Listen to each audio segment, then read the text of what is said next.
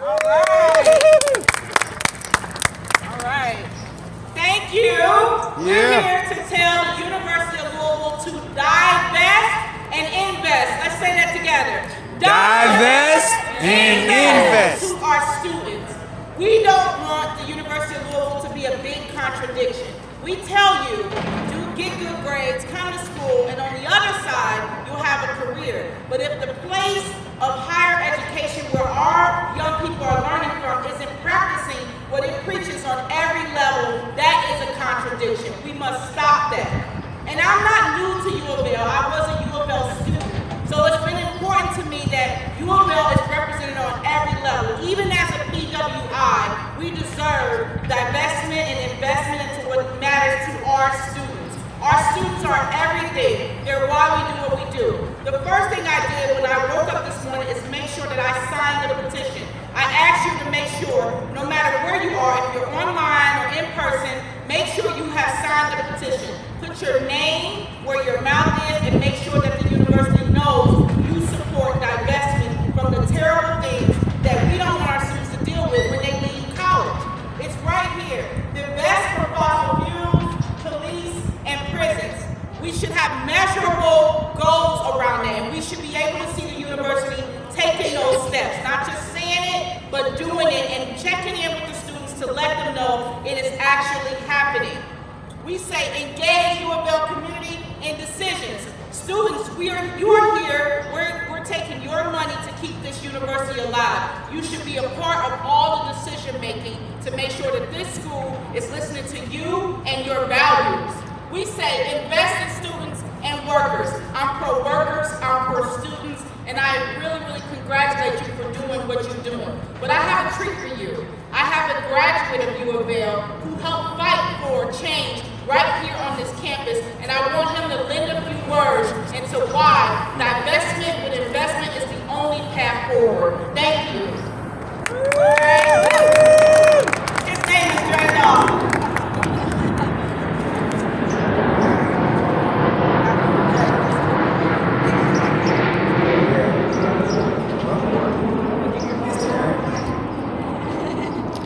I wasn't expecting to speak, but I'm always honored to be back here in my own home stomping ground. This is where I learned to get into real deep into community work. Right now, I am the Minister of Defense and the Minister of Information for the Revolutionary Black Panther Party. I'm one of the co-chairs for the Kentucky Alliance Against Racial and Political Oppression.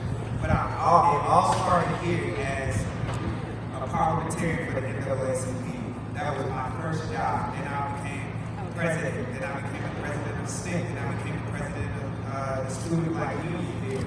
And one of my mentors was the great Dr. James Blaine Hudson, God rest his soul.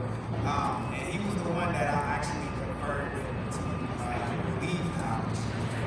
And so when I talk to some of the members of the group and hear that you guys are still fighting for some of the same things that we fought for, that we actually put to paper when the university created the 2020 plan, we fought against that because it did not invest in student and workers.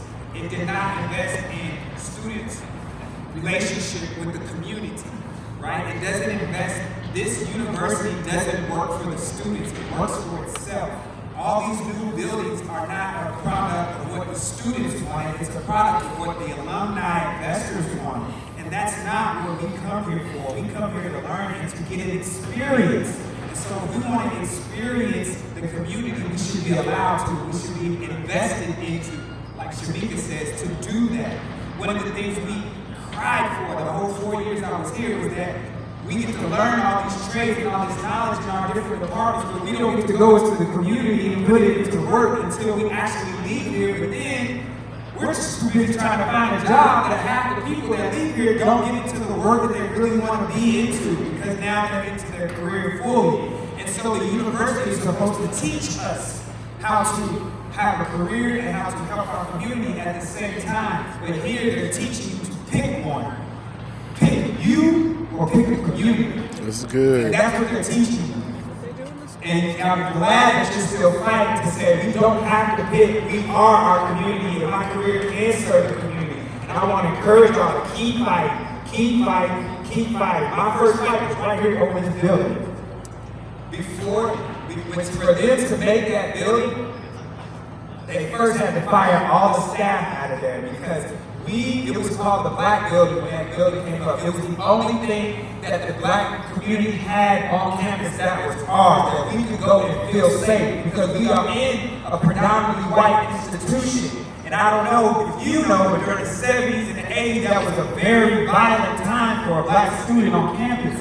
And so the only safe space that we had was the Black Building. And what I was telling some of your the divestment group members is that the Black student community was the first community, my mentor, Dr. Hudson, protested in the provost's office, handcuffed him and his fellow student members to the provost desk until DPS had to come and get them out. And they got their needs met. They got that building right there.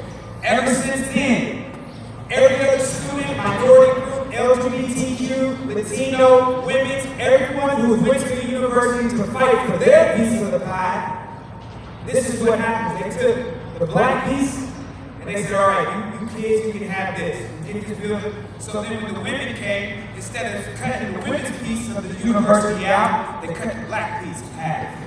And then when the LGBTQ came for theirs, they cut ours and thirds again. And that's what they keep doing. So now you're a trickle of that. What's the opposite of investment? Right? You're the opposite. You are that. And that's what you're still crying about. And that's why you got these buildings here that is called the Cultural Center now. And that's proof because it was Black, then it was the minority office, then it was the something else, then it was the Cultural Center. That's proof that they took that. Every time you ask for an investment, they cut a crumb. And if you're satisfied with that, you keep walking and you'll go to your classes and you'll get your career and you'll move on. But if you're not, you're going to keep fighting because they owe you. You pay your tuition or somebody pays it for you. But you pay money and you're owed this education, you're owed this experience. So don't ever quit fighting. I'm very proud of you all and keep it up. We get there together. That's our next thing. Yes, that's what I was going to say. We get there together. Please keep fighting. As you know, Dr. Hudson, who's one of my mentors as well as Ann Brady, they kept fighting, they kept going. I asked you to do the same. Dr. Hudson May also 17th. became the Dean of Arts and Sciences. So there is a pathway. All major movements and social justice issues have been fought by young people like you. Keep going. May 17th and vote. All May 17th. Yeah!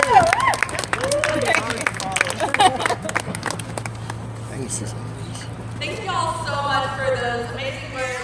As we come from the biggest election year this year, 2022, we get to get the things that the people want.